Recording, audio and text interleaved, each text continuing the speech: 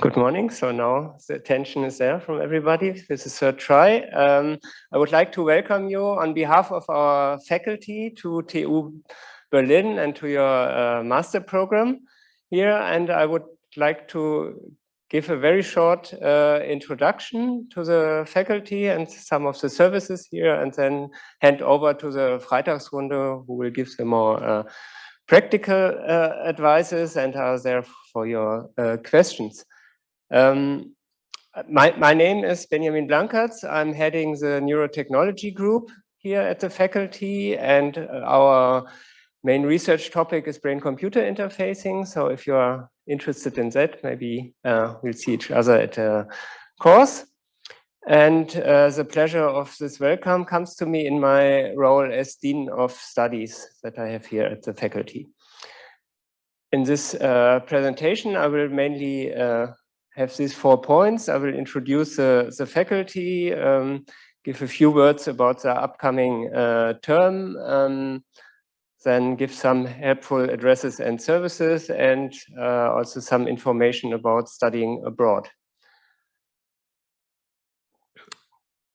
Our faculty consists of 2 branches, electrical engineering and computer science. And this is why you sometimes see this acronym EECS on web pages and so on.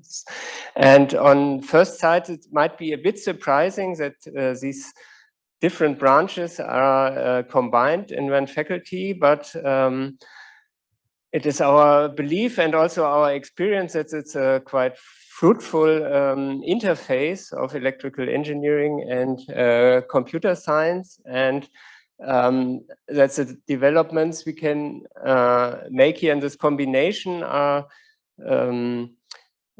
pivotal for key applications in areas like health, mobility, security, communication, and energy, which are connected to some of the pressing problems. So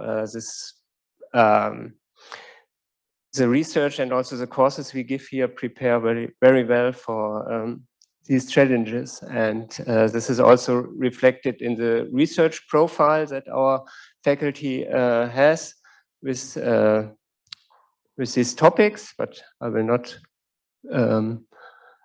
Here I have some examples from these 6 points from this research foci. So this includes robotics, 3D displays, brain-computer interfaces, and the cognitive systems part, embedded chips for medicine, telecommunication, and also for data analytics and cloud focus. We have a focus on machine learning and data science and so on. So very important parts also for applications, and this is also reflected by the wealth of cooperations that our research groups here in the faculty have with other applied research centers and companies like Fraunhofer and Helmholtz Institute, Telecom Laboratories, and so on. So there's a quite close connection between academia and our research and applications, and brings this to products and whatever.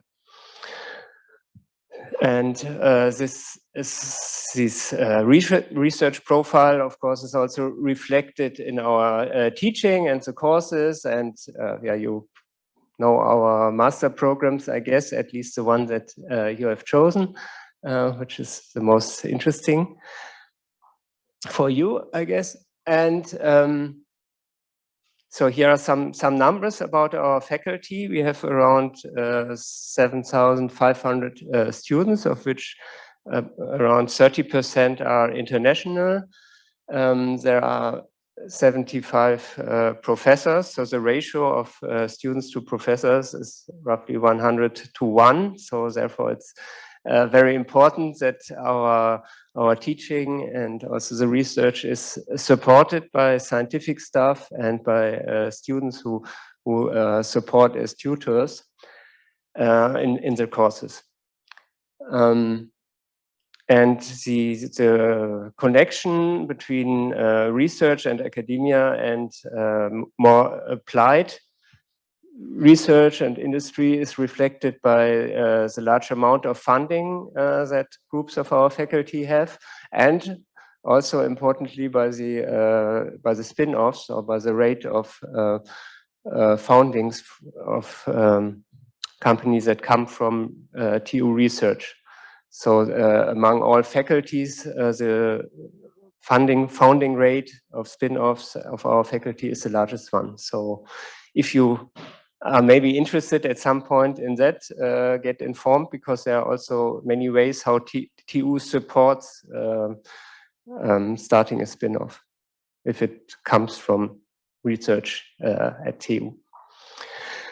So in previous semesters, this part was introduced, this section, some remarks about studying in this term. Luckily, I would say now this section is not so important anymore. So most of the courses will take place in presence, but we will also profit and make use of materials that was developed during the pandemic, like scripts, videos, quizzes that can be done remotely. So therefore also some courses will be offered in a hybrid setting or in a remote mode. And so as far as we see now, there will not be restrictions due to pandemic, but you know, from previous times, it can change dynamically. So in case something changes, please inform yourself about potential new regulations. And also in particular, this is always good to read the announcement of your courses that you are enrolled, because this can have always some important information. Important services and addresses. Yeah, the first point to get information about our faculty is, of course, the web page of the faculty, which now has information for the freshman students and what goes on there. But there are also different initiatives which are of help for you. The student advisory service is run by students, and they are there to help you and to answer questions, for example, concerning the course of studies or exam or study regulations and so on, and are very helpful for students. Freitagsrunde is a student initiative of our faculty, and they run this session here today, so you will get to know them and in more detail, and they also represent you in important gremia and so on, especially for the study program Digital Media and Technology. There's a M initiative, and Infranet is a network of female students of our faculty, which gives support in particular for female students, and they have different events, for example, the Infranet Weekly, and you can inform yourself with this link here. So this presentation will be uploaded somewhere, and then you can see the links or follow the links. And also the mentoring of our faculty is very active and very helpful for you. They have a basic website, and they organize, for example, the Semester Start Academy, which runs in this week. There are catch-up courses which are organized by them, and also they care about social interaction. For example, there's a campus tour where you get to know the TU campus, but also your fellow students. This takes place on Thursday, and the meeting point is in front of this main building at 3 p.m. And there are also other events, so check out the mentoring page for that. And finally, if you have particular questions, things that needs to be resolved, also contact directly the lecturers and advisors, research associates that support the course, and also the examination board. And yeah, my advice is do this early, don't wait very long until the problem gets larger and larger. Typically, most problems are easily resolvable if you contact these people early. Yeah, there's also for interaction, social interaction, there's a matrix chat server that TU runs, but Freitagsrunde will give more information about it. Or yeah. And finally, I would point your attention to the possibilities of gaining experience by spending a semester abroad. This is also supported by TU, and there are information.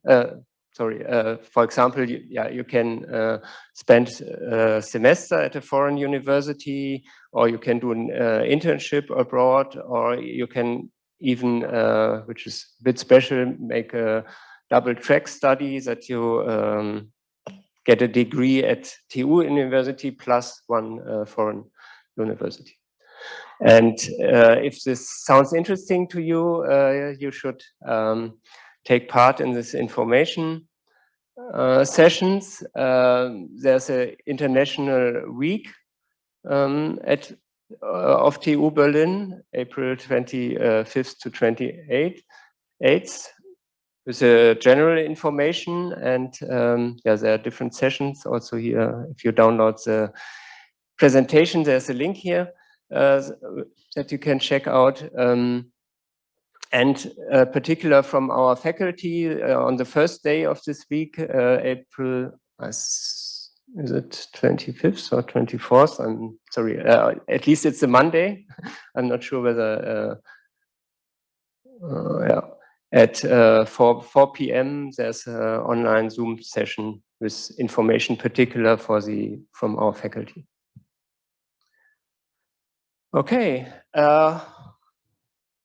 Then there will be more specific information to your degree program in the next days, Wednesday, Thursday, and Monday. You find this also on the information webpage of our faculty.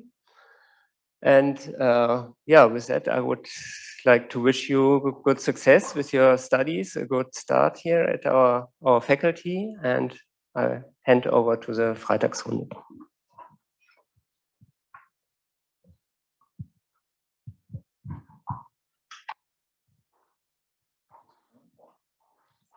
Yeah, okay. So we will change the slides. 1 second.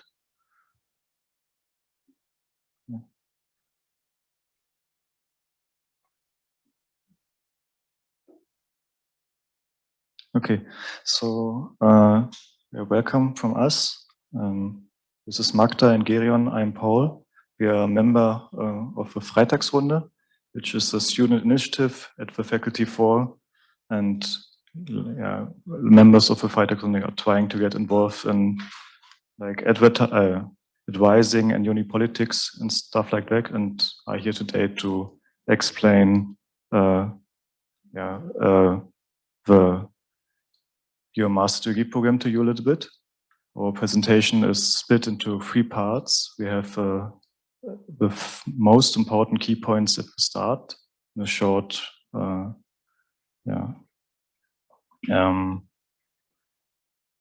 so we have the most important key points at the start, when we have a walkthrough for an example semester, which all points in more details. And at the end of the presentation, we have some tips and tricks for you. So each topic should get covered, but if something remains unclear, you can ask us after the presentation.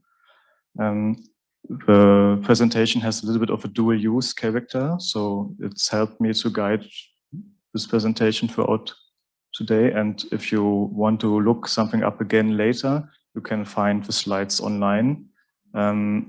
At the moment, I don't think they're uploaded because we will upload them throughout this week, and you can find them on this site here. I'm too fast. Everyone got the link? Okay. 1 second here. These slides, as well as Professor Blankert's slides, will be uploaded on the faculty website where you found the program as well. So you will have both ways to access them. So, and other points where you get your information, as Professor Blankert's already told you, is the student advisory service, where you can talk directly to students which know the systems of the university really well and can help you with admission processes and other stuffs. So, and we are here also after the presentation, you can ask us questions. You find the office hours also on the website.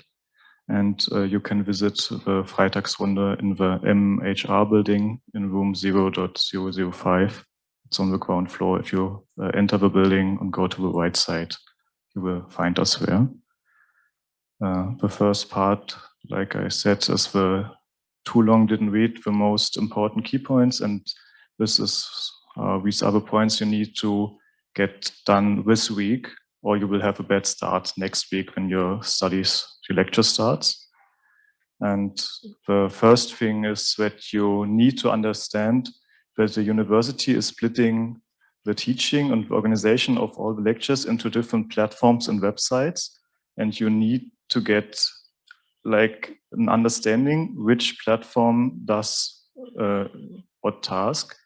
The most important tool for you this week are Moses with the module transfer system and ISIS.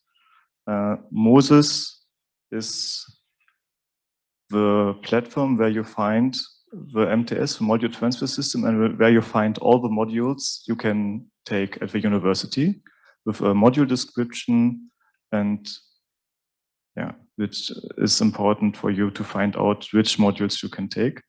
And on ISIS, you find the lecture notes and more information about a specific module. So after this presentation, you use this week to get to try out Moses. On Moses, you find the module transfer system also, and try out ISIS and get familiar with it. Also, we have different other organization systems, which may be not so important this week, but over the course of the semester will more importantly. Quispos is more of a relic and only used at the moment to get your transcript of records. So if you need that as a PDF file, you can get it there. And in some edge cases, you have to deregister via Quispos, but it's, like I said, it will get rolled out at some point in the future. We have also two-port, a system for all administrative stuff, your certificate of registration, your re-registration in the next semester, and other admission stuff is done via this portal. And the last thing is the Exchange mail server, which you also have to log on and set up this week. So the idea is that you use this week and get familiar with these 6 systems a little bit, so you're not surprised in the upcoming weeks. One last side note, the TU, the university, relaunched their websites last month ago with a new design. And doing that, some links got broken or so don't work anymore. A lot of old tutorials and videos which are linking something, these links are all gone because they have a new linking system. A lot of English translation is lost. And so it's getting fixed, but it takes time. Sometimes yeah, you have to be patient or ask somebody, ask the student advisory service if you don't find something. And yeah, if there are some weird linking, yeah, just be aware of it. It will get fixed in the upcoming weeks. Another thing is, I'm not sure if all of you here are enrolled at the moment. Maybe I can enhance hand who is not enrolled at the moment. Okay, one person, okay, better than last semester. So this person, you can use your an applicant account, in Germany, Bewerber account, to log into ISIS and Moses also. We can talk after the presentation if something remains unclear there. And so you can use this account to use ISIS and Moses already if you're not enrolled right now. And now the last key points which may differ on this university to other.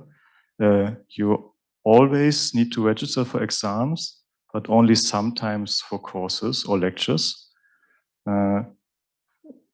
If you enroll into a course via ISIS, it has no consequences for you. It's like subscribing to a YouTube channel. So you can check out a lot of ISIS courses without the risk of have to take every course you enroll to. The one exception from this rule is the projects and seminars, which are more common in the master degree programs, because the professors are using the ISIS course to figure out how many people applied and making a list which people can take this course. So in this week, if you enroll into a project or seminar, this enrollment is used for registration for the seminar or this project. And we have, if you register for exams, we have also a deregistration time frame. So usually we will get more detail into that, but 3 days before the exam, you can, up until 3 days, you can deregister from the exam. Yeah, we will get into it in more detail, but you will get used to it. I guess then once again, if something remains unclear, and so when I started, I had listened to this presentation also, and I had a lot of questions, and in other directions after the presentations, just ask. We all know it's a little bit difficult and unnecessarily complicated. So ask the Freitagsrunde, ask the student advisory service. You will find somebody who can help you. For one last tip is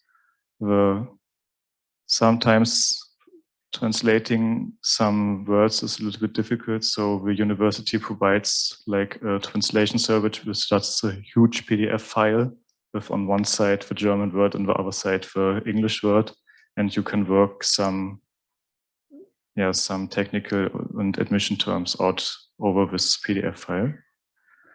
So once again, use the week to get familiar with ISIS and Moses. And now we start to navigate through one example semester together. We have like a flow chart with our bullet points. And the idea is that we go to each and every point step by step. And we start like right now with the start of the semester and work through these points here. The first thing is that you need to set up your mail account, and you get one mail address from the university, and a lot of communication, or all of the communication at the university is done via your mail address here. We have guides on websites how to set it up, and some pitfalls with forwarding the emails to your own email address are there. So where explains in the guides. So use this week to test the setup you have. But in the next week, the ISIS courses will send you emails with informations. So it's important that this works this week and you know how to access your email client and so on. And also in the top of the slide, you can see paragraph 42 of the general study regulation. Throughout the presentation, we have a lot of things, and if we say you need to do something, these things will be regulated in this paragraphs we are listing up there. And in the general study regulations in paragraph 42, there is like a regulation that you have to read your emails essentially. And so if you miss something, some information in an email and say you didn't read the email, you broke the rule and you have no excuse. So read your mails.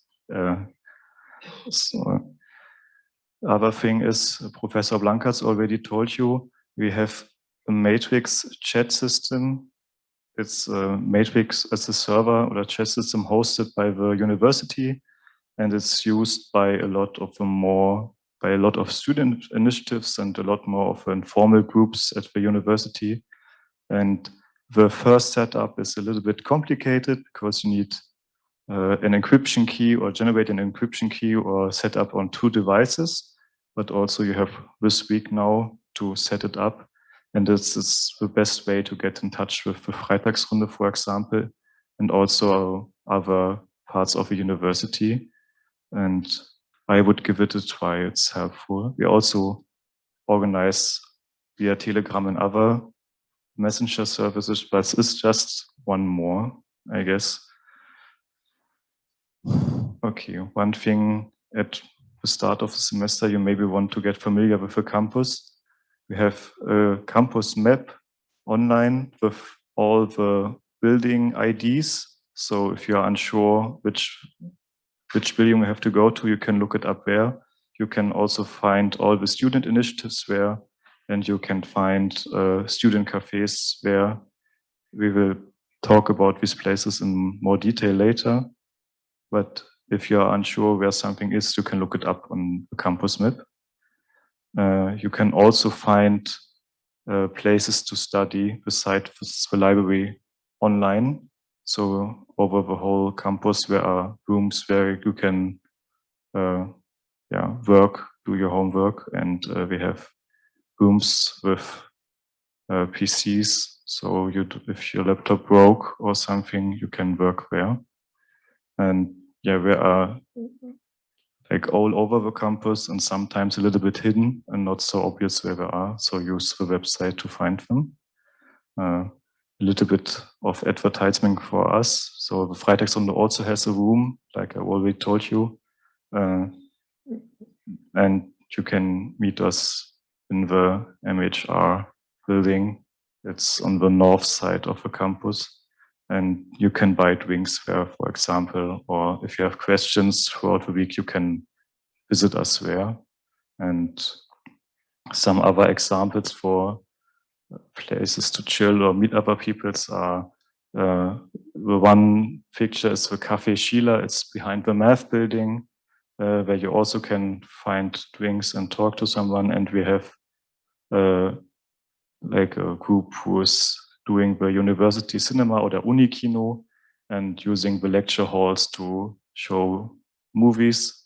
And it's also a nice way to get in touch with people. And one last idea to do something besides studying is the TU Sport program, and which is like you have to register for the courses until next week, essentially. And I would advise to check out their website for more information because it's a lot. You can have a whole presentation just about the university sports program. But if you want to do something besides study, you can try and check out TU Sport. If you start your studies, you have to start with a timetable for yourself. You have a lot of choice, but you have to make these choices on your own, which is a little bit confusing at the start. And the question is, how do you make your choices? Which rules applies? So each master degree program has a study regulation. In Germany, it's the Studienprüfungsordnung or STUPO. Then the general study regulations, which are ALK-STUPO, or Allgemeine Studienprüfungsordnung. And then you have the Berlin study regulations. And for your degree program and which courses you take, you have to read your general study regulations and the study regulation for your degree program. And again, if you enroll into the university, you have to sign something where you essentially tell the university that you read these rules and follow these rules. So if at the end of your degree program, you are finding out that you did something wrong and you did not follow these rules, it's a big hassle to fix that because you didn't follow the rules, and the university is not really helping you there. So it's just read these study regulations a little bit. My tip would be start with the STUPO or the study regulation for your degree program with section 5, which is the structure of your degree program, and section 9, which is about your master thesis, which are the two most important sections you have to understand. In a degree program, there are at the university different sections and parts. The degree program is split up into different sections and catalogs, module catalogs, and it differs from degree program to degree program. And the structure of each degree program is listed and explained in a lot of detail in section 5 of each study regulation. So use this week to work with through. Sometimes, and almost all of the times, projects and seminars are mandatory in the master degree program. And if you don't visit any, you can't get your degree at the end of your study. And the university gives you in this study regulations a recommended degree schedule and explaining how to use your semesters you have. Not a lot of people do the master degree in 4 semesters, but the idea is, so if you only take 4 semesters, they recommend you a plan how to study, and you can use this as guidance to work through your timetable. This slide is here because you have to read really carefully, essentially. We have study area and study areas. So one is plural and one is, so there's just one letter differentiating the 2 entries there in the middle and onto the left side, and which will be explained in more detail in section 5 again, but you really need to understand what they mean by that for each degree program. So use this week and essentially at each semester start, take some time off to read your study regulations and try figuring out what you are still missing when you start. Yeah, just it's helpful. We have modules at the university with structure, so with different exam types and like a lot of details. And the module structure is defined via a module description, which you can find in the module database or module transfer system, MTS, which is a subcategory of the Moses website. So you need, which is again, you need to know Moses to get to know which modules you take and how the modules are structured. And each module description is like a huge table with all the key points and key informations you need to know. How many ECTS points this module has, how is the exam type, it's an oral exam, a written exam. And so via Moses and via the module transfer system, you can figure out your workload and what you do. the module description also contains which, if this module contains a project, a seminar or something, which is important for you because master degree programs always require you to do a project or seminar. So you have to work through your module descriptions, and the search features are not so good at the moment. So you have to read sometimes a lot of information to find out which modules are the right ones for you. And so I already told you about projects and seminars. We have other types of course types essentially, and they are all explained in the general study regulation. And even for the professors, it's not really clear what is what, but if it's listed in the module description and where it's listed as a project, you can later say, I did do a project, and which is the most important thing to get your degree, even though it doesn't really has, So the point being, if you read the general study regulation, you can find which course type does what.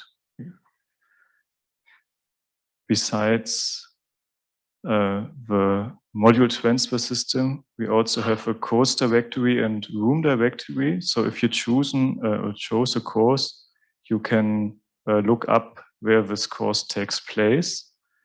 And this is also most of the time written into the ESIS course, but you need to find the lecture room essentially next week. So you can use Moses for that too, and look up the Verzeichnis, it's called, because the website doesn't translate really well.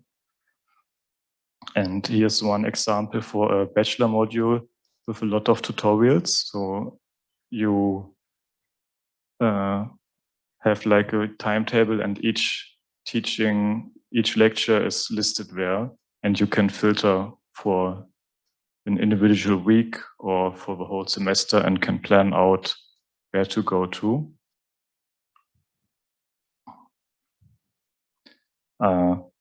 Below this course directory, there's also a list format of the different courses. And so I was talking about the module structure and about how the module is organized and described. And again, if you have chosen your modules, the information for a specific module is listed on ESIS. So all the PDF slides are uploaded there, and all the lecture videos are uploaded on ESIS. And tutorials are not really applying for master students, except if you want to visit a bachelor lecture. Most of the time, the bachelor modules have tutorials, and you have to apply to them via Moses. So if you want to take a bachelor course somewhere, you need to go to Moses and apply for a tutorial there. So this slide is more important for bachelor degree programs, but tutorials have a registration deadline, and which is next week. And this is again why you need to use this week to plan out your studies for the upcoming semester.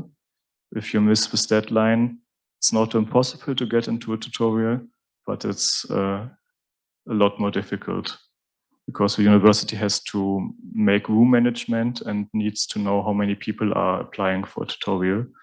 And yeah, so if you're planning to do a tutorial, use the deadline is next week. I have a screenshot of ESIS here. I was telling you about the website we launched. This is an old picture of ESIS. The new picture doesn't have the yellow bars on the left side, and it's a little bit different graphical interface. But if you find all tutorials this is like ISIS was looking until last month. And you, like I already said, you find all the lecture informations there. Because, okay, one last slide for me is the course registration. Again, some courses like projects and seminars require registration. So look it up in the ISIS course if they require registration. It will be explained in every ISIS course. Sometimes there is an extra registration platform in some edge cases, which will also be explained in the ISIS course. So there will be a link guiding you to the registration process. Course registration is never done via Moses. So you can't register for a course via Moses. And tutorial registration is also done via Moses. So it's a little bit confusing at first, but you have the slides and you can work it through the next days and ask questions. All right, thank you, Paul. Yeah, so that was the start of your semester. Really what will happen in the next 1 or 2 weeks? You should actually immediately take care of this. Look at the course directory, look where your modules, or look what do you want to take as a module, maybe wait until, I think the introduction to your degree programs are tomorrow or something. Wait maybe until this introductory lecture and then choose which lectures, which modules you want to take, because registration is approaching fast and not all lecturers are using the choose at random procedure that is actually required, but use the first come first serve principle. So make sure you get this right. Yeah, we will continue a bit further down the semester journey.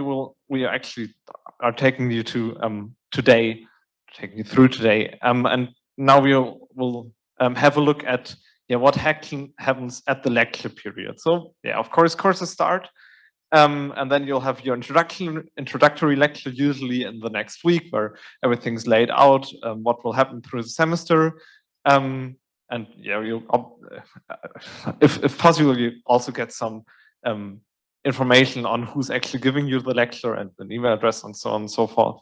If you're not sure whether the lecture is for you, go to the first lecture and get to know what actually the lecture is about. And also whether you like the lecture or not, because that I think is also something you should keep in mind when choosing a lecture. Yeah, then you'll still, from the Corona semesters, you'll still find some hybrid lectures, assumingly. You'll probably also find some asynchronous videos, but probably most lectures are right now, again, in a synchronous format where you'll have to attend a lecture hall at some point and listen to the lecturer. So that kind of went away, but still some lecturers are, offering you this feature. And then, because you're master students, there will be quite a few group tasks that you have to manage. This is probably more of a short reminder than what actually you probably should know this. Besides, there are groups for tutorials on Moses. So if you're actually planning to visit some introductory lectures, maybe from another degree of study for your free electives, then there are groups on Moses that you get together into one tutorial. So if you want to visit something like Introduction to Traffic Systems, then there would be an opportunity to, if you find 2 of your friends that also want to take this lecture, that you get actually into one tutorial, which can be very important. There are also some homework groups for prerequisites. That's also quite common, especially in large introductory lectures like Machine Learning 1 and Machine Learning 2. Those are I think the largest lectures we have for master students here at Faculty 4, with about 500 students. There's also machine intelligence 1 and 2, which is kind of similar, but a bit smaller. Some tend to like the one more, some tend to like the other more, but that's kind of detail knowledge. And of course, if there are study groups, you are familiar with that. If you're in homework groups, then remember to notice your fellow group members early if there's any issues, of course, and also notice the lecturers if there are some issues with your group, because usually you tend to be graded together. And if you're graded together, then, I mean, you're all in the mud if one group member doesn't do what he or she is supposed to do. So if there's any issues with a group, go to the lecturers, and they're usually quite happy to help you fix it in some form or another, but they have to know first. And it is very hard for them to get to know whether a group actually works or not, because those meetings that you have with your lecturers is kind of, I mean, it's only a snapshot of what actually the group will look like. And then, I mean, what we're missing in the end, we talked about lectures, so we also have to talk about exams, which is two different things, essentially. There's 3 kinds of exams, or actually there is 5, but usually only 3 of them are important for you. There's written and oral. That's what we would expect. We'll also talk about them a bit later in the lecture, or in this presentation. And then there is portfolio examinations, which is essentially, imagine what could be an exam. In a portfolio examination, this can be an exam. So this could be presentations, this can be homeworks, this can be oral written exams, this can be a report you have to write, everything, but combined between each other in one lecture or in one exam. And that's kind of the special blend that we here at TU Berlin offer. Yeah, there is also still some online examinations, although they're getting far more rarely used in these in these times. Where will you find your exam type? Obviously in the module description. The module description will list, in this case, for the introductory lecture to maths for engineers, what exam type is used. In this case, it's a written exam. How long it will take is usually also stated there. I think it's not stated there because the lecture is usually held in German. This is the English version, and they didn't bother to to also enter the duration in the English version of the module description. You'll also find that, but usually more in the other direction, your master degrees. There might only be an English version of the module description and not a German one. If it would be a portfolio examination, right below the module completion criteria, that would be listed what parts the module or the portfolio examination consists of. So it would be for your typical seminar, it would be like a presentation and then a written report that you have to hand in. Or for your for your combined lecture with a project, it would be, we have a small test of 30 points, and then you get 20 points for presentation, 20 for documentation, and then 30 for group work or whatever. But it's usually listed there, so you know what to expect. It's not something like the lecturer can out of the top of his or her head can tell you, oh, this semester we'll do something different. We'll do something different. It's actually listed there when they want to do a portfolio examination. Speaking of portfolio examinations at Faculty 4, they usually sum up to 100 points. And you usually pass or fail if you either get or do not get 50 of them. The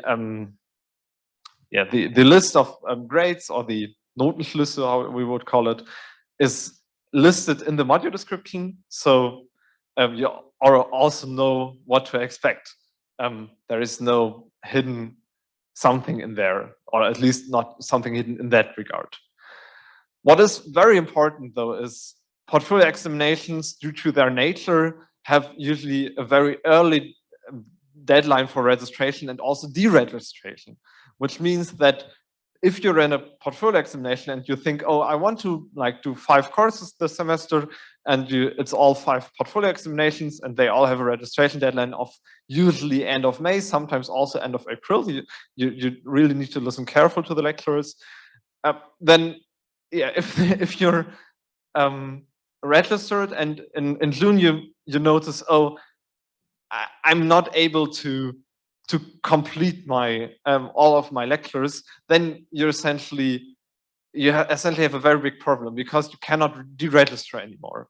If the registration deadline is up, then the deregistration deadline also is has ended. So be careful of that. If you're not sure, oh, am I really able to do all my 5 lectures, my 30 ECTS this semester? Maybe do not choose 5 portfolio examinations. But yeah, it's it's some form of special event, and you get used to it. Some also say that in the master's programs, it's a bit easier to get also good grades in portfolio examinations, and it's less work. But you still should know this, that it has its up and down sides, this kind of examination. And then, I mean, you also need to register for your examinations. You do this on, it's not KISPOS anymore, it's right now it's the MTS Modulprüfung an und abmelden point, which is not to be confused with the left to the MTS tab, the called exams tab. This is not the same. Do not confuse them. You will not find most of your examinations that you want to register to in the exams tab of Moses. You will find it in the MTS Modulprüfung an und abmelden tab. It's very confusing. We told InnoCampus like 2 years ago that this is stupid, and they didn't bother to change it. It's also not in English. You only have your German version because they cannot be bothered to translate it to English. Deal with it. It's unfortunate. I think you'll get to it, or you'll manage it very quickly. But you have to know that this is 2 different things. It's very important. Please also tell your fellow students if they are new to Tuvalu and not here today. If you cannot register here in MTS, which should be possible for most, if not all of your lecturers right now, then there is also the so-called yellow sheet procedure, because until 2020, you actually had to fill in a yellow sheet that actually was 2 pages glued together, and it was this carbon copy style of you write on one sheet and it automatically fills out the yellow sheet. And then you had to go to the examination office, which is if you go out here and then go right and then go left again, and there is all the examination offices of TU Berlin. It's five examination offices, and you probably never have to visit it anymore, because nowadays they do everything by email. But back then you had to hand your yellow sheet, you had to fill out the yellow sheet, bring it to them, and then get the yellow sheet and bring it back to the lecturer. This is all gone now. But yeah, still some modules require this this procedure. If they require it, then they will tell you in the beginning. So just that you know, some things have changed. Great feedback. If you want to deregister from said module that you have registered with via the yellow sheet procedure, then there is another form which may or may not be very badly translated still, because there's like 3 options on how to tell that you're a miss, a missus, or a missus. Yeah, translations are sometimes very stupid, but there is also this form. We link it in the presentation, and you have to send this to the examination office to deregister from a course that you registered with by yellow sheet. In summary, how does this look like? We actually made a nice little neat BFM process. I mean, I made it because I'm a information systems management student. So we start at the top left, and then we ask ourselves, is it possible to register via MTS module preferences? Then go ahead and do that, because it's the best way. If not, then fill out the yellow sheet. Ask yourself, is access to the module restricted? If so, then you have to get a signature from the lecturer. So you send the yellow sheet to the lecturer, you get it back, and then you send it to the examination office, and they will process it, and then you'll get it back. And if everything's fine, then you're great, you're registered. You should send the registration confirmation to the examiner, and if not, then find the mistake and start from square one. It's that easy. It's almost a nice, neat little process that you would expect from TU Berlin. Like every process at TU Berlin is neat. You will notice that very soon. Please notice the sarcasm in my voice. Finally, we are at the end of our semester. Do you want to add something? I can still continue. You can also. I thought I will continue. I'm not done yet. I'm not done yet. The examination period starts, and as the examination period starts, we obviously have two key items that we want to mention. First, there's the completion, or actually three items. First, there's the completion of prerequisites. If your lecturer requires a prerequisite before you can register for your exam, obviously you have to complete this until the end of the lecture period. And then there is the registration period for written exams, and then a couple of days later, there's the deregistration period, or the deadline for the withdrawal from examinations exams, written exams. Speaking of those written exams, it's 90 to 240 minutes. This is fixed. You cannot change this around. If there's mandatory prerequisites, they will tell you early. You have to complete those. And then if you've completed them, then you'll actually never lose this prerequisite. So if you get your prerequisite, in German we call it a Schein. If you get your Schein, then yeah, you can choose to take the exam directly after you've gotten your prerequisites, or you can do it like a year later or 2 or 3 years later. That doesn't matter, but at some point you have to fulfill the prerequisites, and then you can take the exam, whatever. Registration usually is 1 week prior to the exam, and the deregistration deadline by Axlupo is actually 3 days before the exam. So if you're taking a written exam, then you have to be sure 3 days prior to the exam that you're actually able to take the exam. It was 1 day, but they changed it for some weird reason.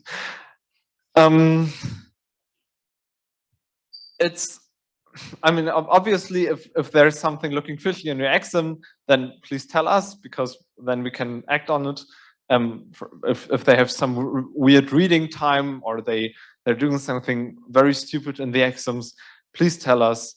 If something looks fishy, it is probably fishy. Speaking also of exams, we do have a quite elaborate exam collection. It's called the Klausurensammlung in German. It's like over 100 of modules easily of exams that other students have handed in. So you can learn with it, or you can also send us or give us more exams. If you actually take an exam and you want to write a short list about what happened, then we'll publish it on our website, and then other students can profit from it, as you can profit from the stuff the other students have already handed into us. So yeah, please do that if you like supporting other students, and also feel that the Klausurensammlung has helped you. And then what's next coming up after your exam has happened is the deadline for sick note. If you were sick, or if you for some reason weren't able to attend the exam, then you have to give a reason, or otherwise you will fail the exam. I mean, it's very straightforward. The thing is that you have to do it, or if it's for a sick note, for reason of being sick, then you have to hand in your sick note at latest 5 days after the exam. This is a very strict deadline. Obviously, if you're in a coma, then you get extra time, but then probably the sick note is not your most important issue. Please be sure that you do this immediately, and also tell the examiner that you have handed in your sick note, otherwise some weird things will happen that need to be resolved later. So tell both the exam, or send your sick note to the examination office. Actually, if you're in German, there has been new regulation that the sick notes are sent directly to your employer automatically. No, to employer, and also to the health insurance organization. So you probably explicitly have to ask your doctor to get a copy of the a document that they send to the employer, because what the examination office doesn't want is to know what actually your illness was. They are not allowed to care about this. Instead, they only need to know that you have been sick, and in theory also what the symptoms were, but not what your illness is. So yeah, ask them for the right sheet of paper that you then can hand in to the examination office, and also do not send this, or definitely do not send your sick note to the lecturer. They do not need to see it. They just need the information from the examination office that actually you were sick. They do not care about everything else. Yeah, that is a good point. Thanks, Magda. Your sick note needs to be from the day of the exam, or I mean, obviously before the exam, but there is no such possibility as getting a sick note from the day after the exam. It needs to start from the day of the exam.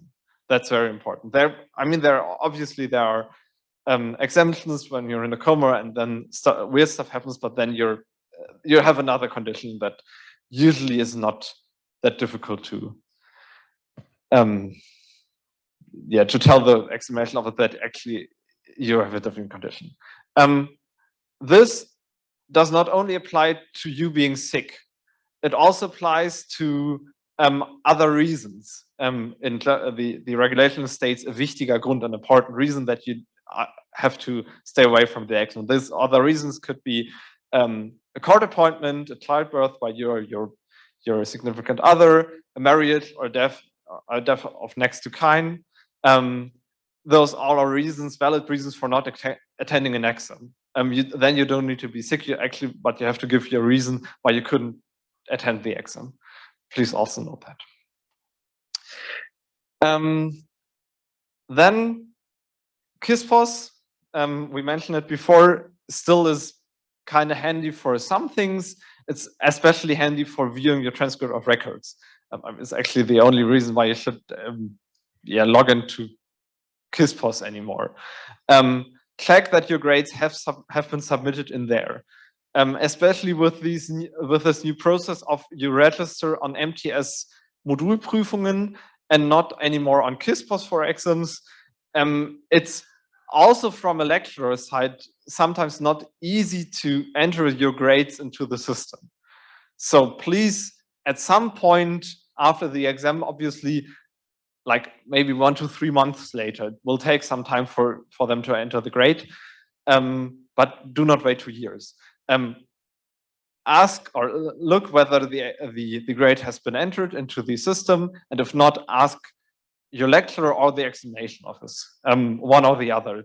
Really, it depends on who's actually, who's the reason for not. Either the lecturer hasn't sent the grades, or the examination office hasn't entered them properly. Either of the two can be valid. So choose one and ask them whether they have done anything or whether they still need to do something. And one final note on energy savings. KISSPOS is very good at energy savings because it's only open from 8 a.m. till 10 p.m. I mean, actually, KISSPOS was always very good at energy saving because this has been the case for the last 10 years or something. It has always been the case. So please note, if you need a transcript of records very late at night for some reason, then you won't get any. note this and or keep this in mind, and maybe get your transcript of records regularly so that you always have one at hand when you need one. Or just remember that 10 p.m. is the deadline for KISSPOS. You'll find KISSPOS in the SAP TU portal, by the way. And then we kind of get into the after post-exam period, where actually only one thing happens, and this is the exam inspection. We have those at TU Berlin. You should go to them. If you cannot attend, then you should ask another person whether she can or he can attend in your place. Then you have to give them a written note that actually they are allowed to attend your exam. Understand and avoid mistakes in the future. If you haven't passed, or if you have passed, then look whether the examiners have made any errors, any mistakes in correcting your exam, which can happen, and it can happen quite regularly. So I once got like 6 points in an exam inspection because they just forgot to grade one task of my exam. So yeah, make sure that you look in there, or that you go there and that you have a look into your exam again. And yeah, the grading system. If you get a grade, then it will be one of those 11 grades. We have I mean, this is kind of the standard in Germany.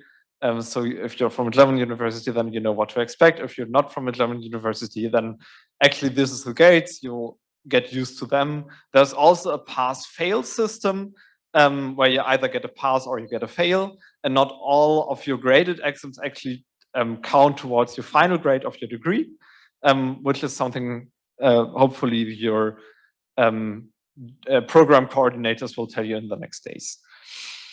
And yeah, obviously, if it's a portfolio examination, then the grading key will map points to one of those 11 grades. And then the second exam term comes around, or maybe it will be the third. We actually don't know. There is some change in the Berlin, the Berlin-wide university law, which may give you 3 dates for attending an exam starting from next winter semester. But we're not 100% sure on how this will work out in the end. But be aware that right now there's 2 examination terms. There's the main exam you usually will be able to take right after the lecture period, and the second one, which happens after the at the end of or right before the next lecture period starts. It's usually in the first 3 weeks prior and after.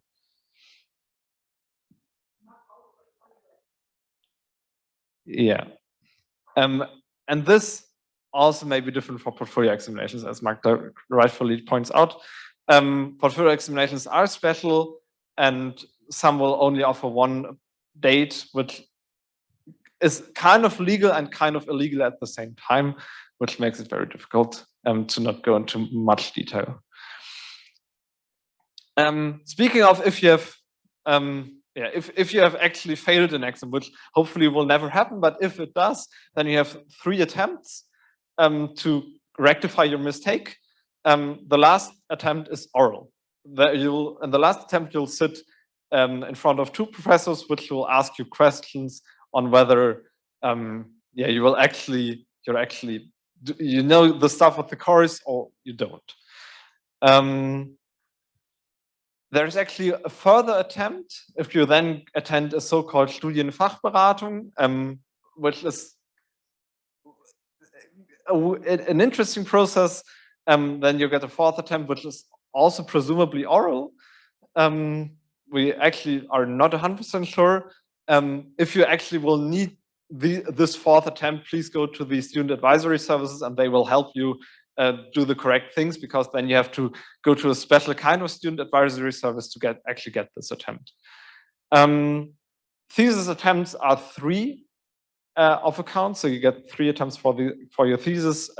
This is not in the Einstufung yet; it's only in the Berlin University law. If you take a module and it's a portfolio examination, and you notice like in June or July that, oh, this module I don't like, I don't want to have it in my degree, then you can fail this module and you can exchange it. And because it's a compulsory module and you don't have non-compulsory modules in your master's degree anymore unless you're a computer engineering student. Yeah, you have only non-compulsory, yeah, the other way around. You only have a compulsory if you're a computer engineering student, you have only elective, compulsory elective, and free elective if you're another student. Then you can exchange those modules for something else. You're not able to take the module you exchanged ever again, which may be a good thing. But you need to keep in mind, you need to submit the corresponding form to the examination office before registering the replacement exam you want to take. And they're quite picky about this fact in the examination office, so make sure that you adhere to this regulation. Otherwise, students have actually run into big trouble because they haven't adhered to this regulation. That goes until they, I think, almost didn't get their degree. So yeah, at least they have to take a semester on top. It was very confusing, and please make sure that you don't run into this issue. If you do run into your final exam, by the way, final examination attempt, please consult your professors, scientific researchers, maybe tutors prior to taking this course, because they will happily give you guidance on how to actually successfully complete your module. It's not necessary to not rely on any help. There's a question?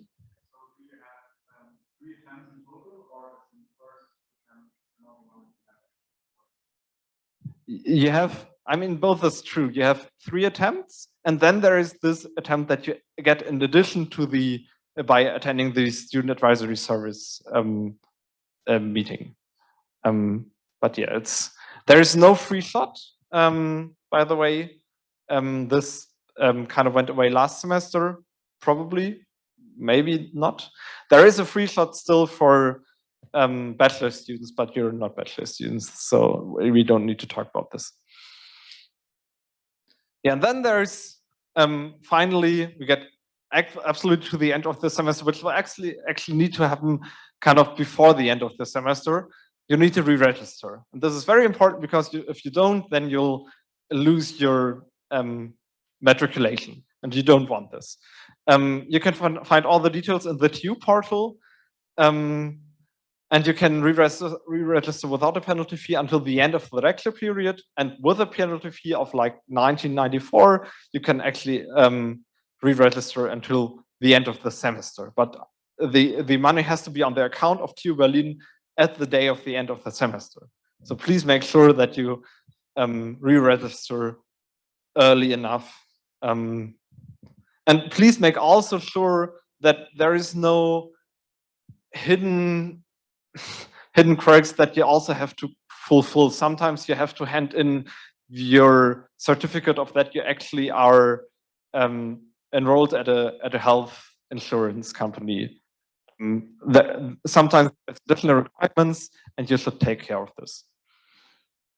And if for some reason you're not able to, if you do not have the money to pay the whole semester fee, there's also the option of getting exempt from the semester ticket at one point, or you can also get parts of your money back from the semester ticket bureaus, semester ticket office, if you hand in the necessary paperwork. We'll link to that in the presentation, but please be aware that there is actually options for students that are not able to pay the whole amount. We have for a long time paid like €2 into a fund that those students can get their money out of. Yeah, there is TUPort, which you will then be familiar with, because TUPort is where you will find your information on re-registration, and also you can you can learn motions there. For example, if you're in an exchange semester, you want to get your vacation semester, you will also do it via two-part. So that's kind of important for this purpose. Also there you can get your certificates of registration in this Bescheide und Bescheinigung tab. But yeah, please be aware that if you want to get your re-registration or certificate of registration, then usually it takes 2 attempts because they're using LaTeX in the background and it's not quick enough to compile. Yeah, unfortunately, do not be afraid to click twice on the button. It's a very good software, this SIP that we got like 5 years ago. And then it all starts over again, and that kind of completes our journey through the semester that we wanted to take you on right now. But we're not done yet, because there is also a couple of IT services and software that will be, or that you can use, that are offered by TU Berlin and that you actually should know, because it will make your study life much easier.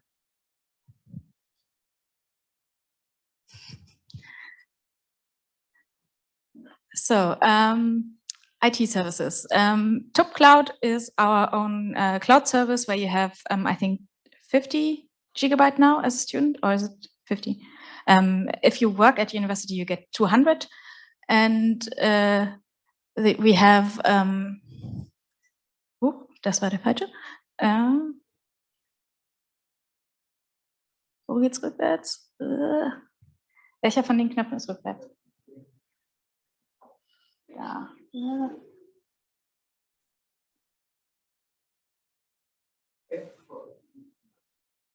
Wo ist der Dings da? Ja. Sieht jemand den Laser? This is GitLab, also very useful if you're studying computer science or something related. You will probably also already have used Git. We have our own installation, very good for group homework projects or any group projects, and very helpful for issue tracking. Can only recommend. And those work with your TU account, so you just log in with your TU account, and only Office, you can open Office-like documents, so Excel, calculating sheets, Word-like documents, and PowerPoints in only Office in the TUB Cloud, and you can work on them at the same time. It works well. We actually use the SharePoint version to work on this document because it works so great. But you can. It can be helpful in some occasions. And Overleaf is not something our university offers, but probably those who use LaTeX are already familiar with it. An option to compile LaTeX in a group project on the server at the same time. Very helpful. We may offer this soon. How soon is soon? I think actually it's like any moment. Any moment. Okay, so maybe before I finish my degree. Some services work via remote access, so you can log into your server here at university via SSH and then run stuff on the servers here, as if you were in a terminal room at university, which can be helpful if you have to do computationally heavy stuff and don't want to kill your own laptop. You can kill the server. It's not like you get the high efficiency network for the scientific things, but it's probably still better than at least my laptop.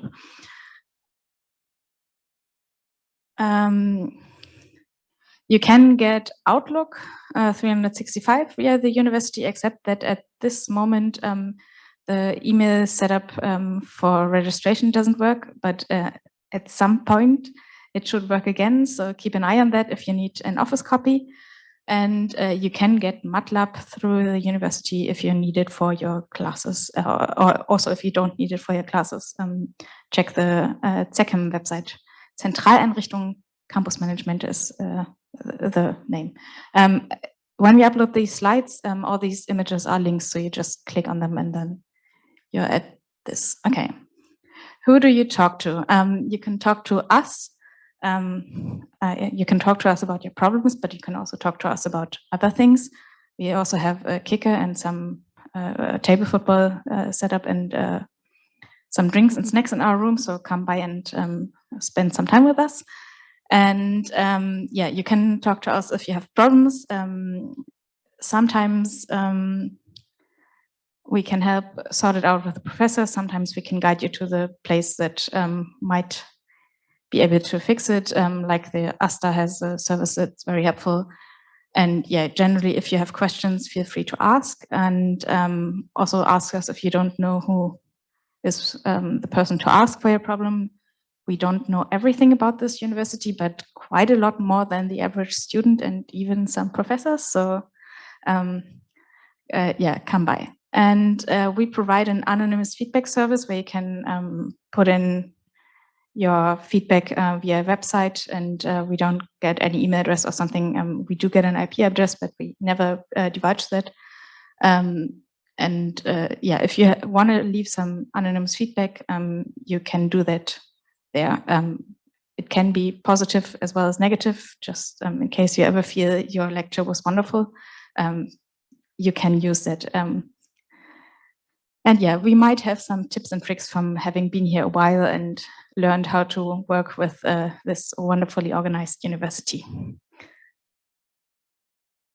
At our faculty, there's different services to help you. Student advisory service, our students, for example, Paul and I work there, who are paid to help you with their questions and try to guide you in the right direction so you can complete your studies successfully.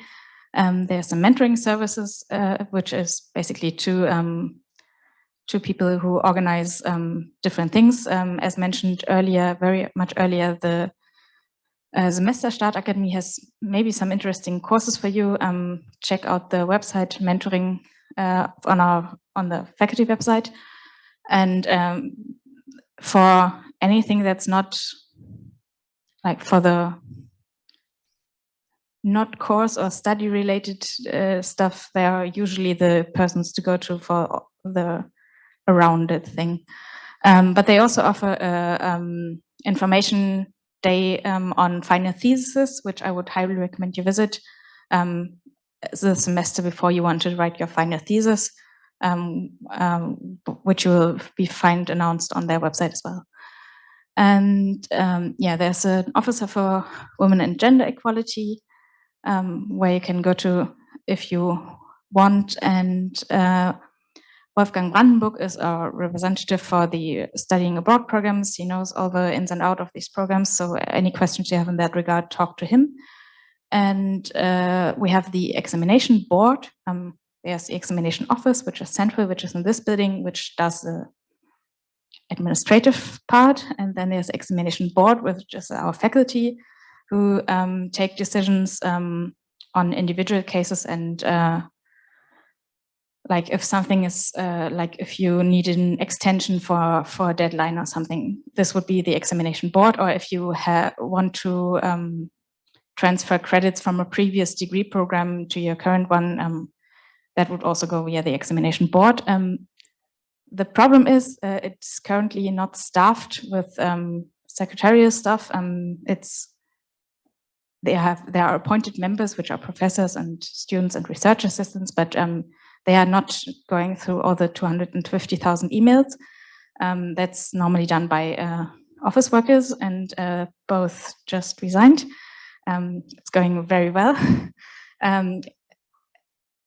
Requests are handled, but by people who have other jobs and do this on the side. So if you have anything that has a deadline that don't write urgent or dringend or something, or very urgent, just write the deadline in the subject line so they can quickly browse and see, okay, this needs to be handled now and this can wait until tomorrow or next week or something. General tip, never write urgent. It's just, it's not very helpful. Write what the actual issue is and when you need an answer by. Okay, the ASTA is the General Student Committee. This is our central representation body as students, not in regards to university administration. That's the Academic Senate, where you elect lists for every 2 years. The ASTA is it's separate body. It represents all the students via the student parliament, which we elect once a year, and the ASTA has a fund of roughly 10 euros per student to spend on things. And among the things they spend money on, they spend it on advising very helpfully. There's a university and academic advising, which is a place you go to if things are going to shit, because they have a lawyer there and are often able to sort out things that otherwise would not be sorted out. It's not a guarantee, they can't fix everything, but it's definitely a mighty sword to have. The same is true for social and BAföG counseling. They might know some tricks like how to work so you can actually finance your degrees. So if you are unsure about how to finance your degree, check with them. They also have access to a lawyer if you have troubles with the administration paying out whatever part of financing you have, like Wohngeld or something. And the International Student Advising, same thing. They know about like what to write to the foreign office, but to the administration for foreigners to maybe get an extension for something to explain why you can't do that in time or something, all these things. And they also have access to lawyers. So this is very, very helpful place to check if you have a problem or if you just want very competent advice. And they also offer a technic pool and a finance department. Technic pool means you can lend things for student projects, not for teaching. Teaching is done via the university. The ASTA stays out of that. But if you want to throw a party for your fellow students, you can borrow all the equipment you need for that. My personal advice would be don't announce it too bigly, because then you will have probably need the police to clear the building. Been there, done that. Don't need to repeat it, but you can get lots of different equipment if you want to do an event or something. They have a coffee machine for 100 cups of coffee or stuff like that. For any projects you want to run, check that out. And you can also get money for things, for projects, depending on the availability of money and like if they think that should be funded by students. It's a vote by the council. And yeah, they also have departments and independent departments for several topics like sustainable development, technical critique. I'm trying to translate on the fly, that works very well. So if you're interested in doing something in certain areas, check that out as a start point for political involvement. And there are independent departments for specific groups, like international students or people of color, BIPOC, and for women and for queer students. So that might be a way to find people in that group and also to get help and or organize something in that area. Then at the Central University Administration, we have the Academic Advising Service, which is different from the Student Advisory Service, which is specific for our degrees. These guys work for like all the degrees, and they do more general advising. So if you're unsure if the degree you're doing is the right one for you, that they might be the people who can guide you through questions to maybe come to an answer. And we are the ones who tell you how changing works and what credits you can transfer. We meaning the student advisory service in this case. I hope if you just studied a master's degree, you're not that unsure. It's more typical for bachelor's degrees, but might happen. And yeah, there's a family services office. If you have kids you need to take care of, you can get some information and resources there. Also, if you take care of other relatives, this is a place to go. Or if you get a kid during your degree, keep it in mind that this is a helpful resource, and that's not just for mothers, the fathers can also get help. And yeah, we have psychological counseling. The number of counselors have been increased largely during the corona pandemic because there was a big demand. So it's a good way to get a quick appointment if you need to talk to somebody, quick care than in the free market. And they also offer like specific courses on like examination anxiety or stuff like that, together with the general, with the academic advising service, like how to organize yourself, prepare for exams, stuff like that. If you have interest, check that out. There's a representative for students who study with an illness or a disability. If you need support, like a Nachteilsausgleich. Nachteilsausgleich can be, for example, if you have ADHD, like you need longer for your written exams, stuff like that. They will guide you how to access that. There you can get a Nachteilsausgleich, disadvantage balancing. What's the English for that? I need to actually look that up. For different things, not just for illnesses, but that's one of the more common cases. So if you have a need for that, check it out. If you need, like for taking care of kids or something, that would be the family office, which would be your first point of information on how to obtain that. And yeah, if you need for something else, check with the student advisory service on where to inquire for that. And yeah, going overseas, as mentioned, there's an information session on the 25th, so very soon. Basically, if you want to go abroad, check it out now, because application deadlines are really, really early, sometimes a year in advance, especially if you want to go overseas. So basically get your information now so you don't notice it will be too late, because it's just a very long process with also with different semester times between countries and so on. The deadline may be seriously early. So if you want to do that, find out what your deadline will be now and start the process. And yeah, the examination office, as mentioned, registering exams, all the stuff, something wrong with your transcript of records. These are the people to talk to. And CECM, Center for Campus Management, or your IT problems, they have a shop, so an office in the EN building, just opposite the cafeteria there. Problems with your Wi-Fi, that's the place to go.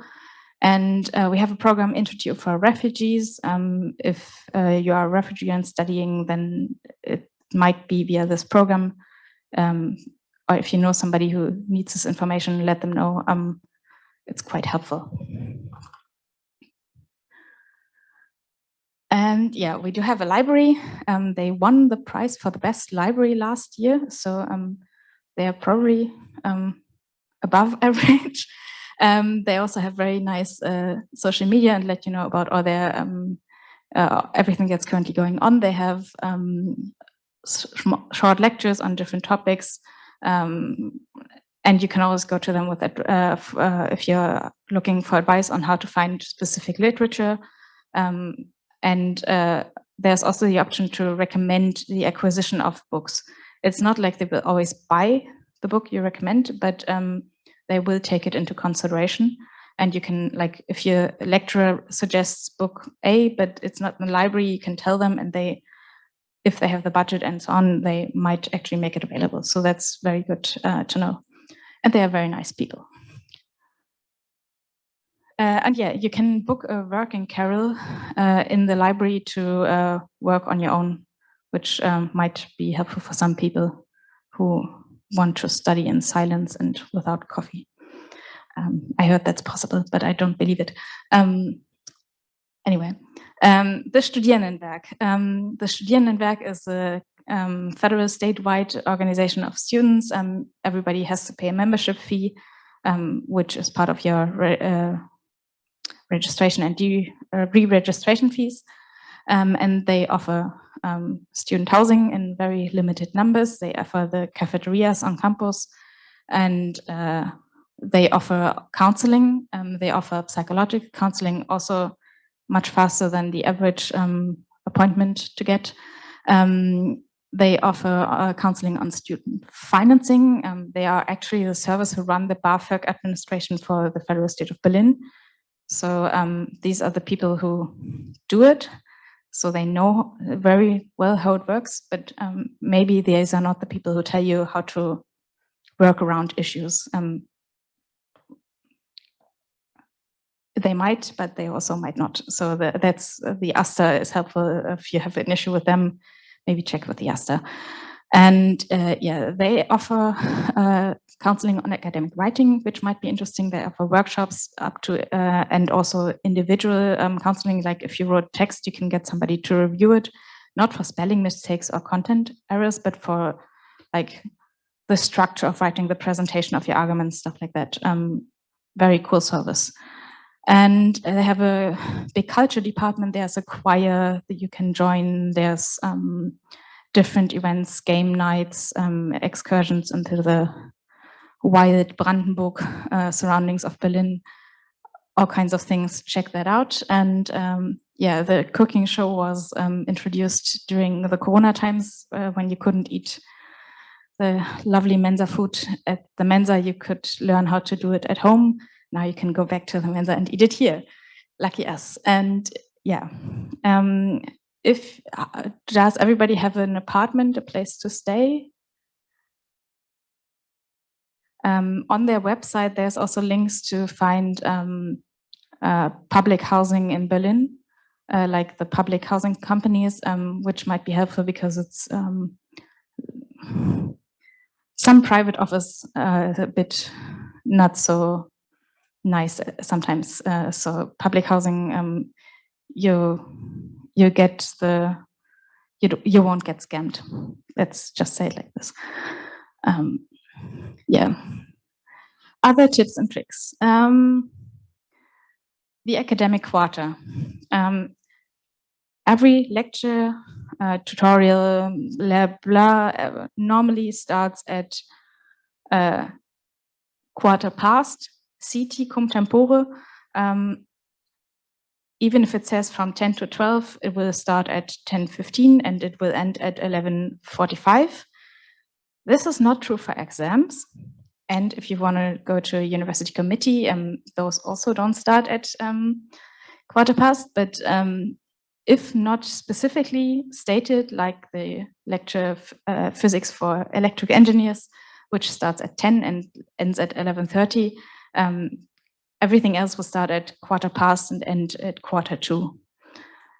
And yeah, as I said, not the exams.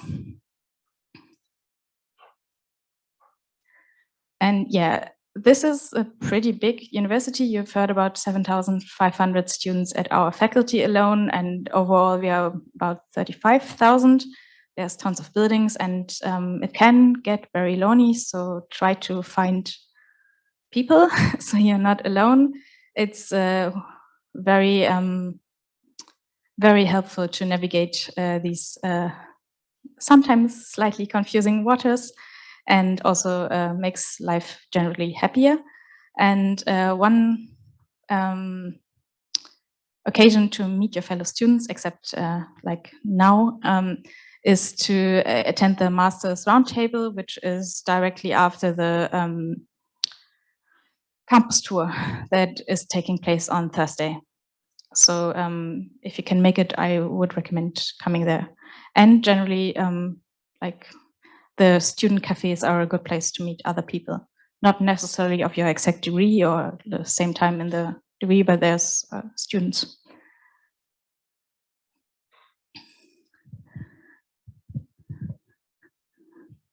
And yeah, this is more directed towards bachelors. You probably know why you're doing the masters. If not, hopefully you'll find out. In the master's degrees, mostly you have a lot of freedom to choose. You have very large module lists and then 5 module lists to choose from. So it can be a bit daunting. Take your time, look through them, try some keywords, find the right list, and then find the interesting modules and pick something. And the general recommendation is focus on something, but don't focus exclusively. So give yourself a little width and also some depth, like not one from everything, but also not everything from one point and nothing else exclusively, because it's generally too much. The extremes are always a problem. And yeah, you can talk to the student advisory service with help with the catalogs and so on. But also you can talk to the professors if you're interested in a particular topic and you notice this professor teaches something in that area. They have usually office hours. You can go there or make an appointment and talk to them about what would be a good combination, for example. That's totally fine and fair to do, and they are usually very happy to talk to you about their area of interest, actually.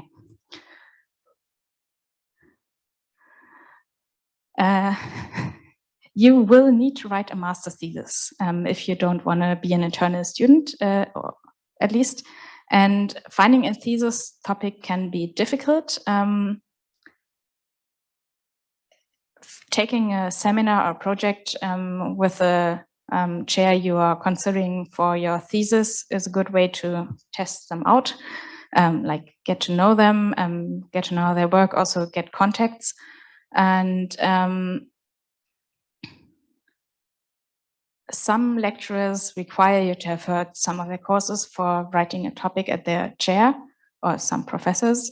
So it might be a good idea to talk to somebody early on to figure out if that's an option if you're considering it. As mentioned, there's an information session on final theses once a semester. Do that the semester before you want to write your thesis, so you're well prepared. And yeah, generally it helps if you talk to people, like when you take a class, talk to the research assistants and all that stuff. And yeah, ask questions. Your study partners, fellow students, use the ISIS forums to ask questions or find a study group or stuff like that. Obviously, don't write confidential information into the public forums. Write an email. And yeah, as mentioned earlier, urgent is not a helpful subject line. Office hours, as mentioned, all the teaching stuff typically has office hours, from tutors to professors. You can go there, use them. I mean, it's work time for them, so make use of it. And they are very, very helpful with problems. If some of you are taking computer engineers or electric engineers and have to take the theoretical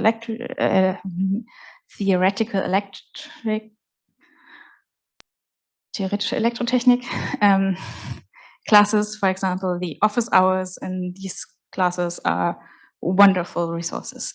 And yeah, typically the office hours before the exam, like the last week before the exam, are super crowded and you might not get in with your question or not in depth. But if you come like early on in the semester, you might very well be the only person there. So private teaching, good for you. Use it. And yeah. Keep an eye on your workload. Deregister from exams or don't register for 5 portfolio exams. Replace modules you don't like. As Girion said, very important, replace them before you take the replacement by handing in the form. And yeah, before you register an exam, think about, do I really want to do it? And of course, the earlier you drop a class, the more you can focus on the others and work on them effectively.